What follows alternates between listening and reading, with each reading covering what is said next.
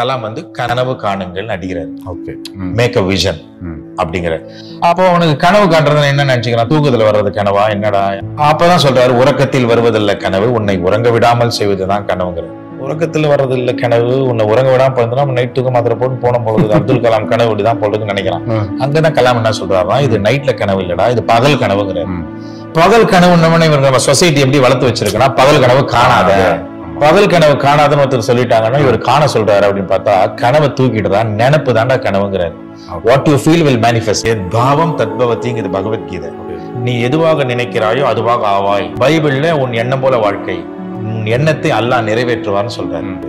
அப்போ நினைப்பு அப்படின்னு ஒருத்தர் பிக்ஸ் பண்றான், என்ன பண்றான், நினைக்கிறான். ஆனா நம்ம ஊர்ல என்ன பண்றாங்க, வைரஸ், கொரோனாவோட மோசமான வைரஸ் இது, நினைப்பு தான் பொழப்ப பாத்தீங்களா உள்ள போட்டிருக்காங்க பாருங்க உங்களுக்கு.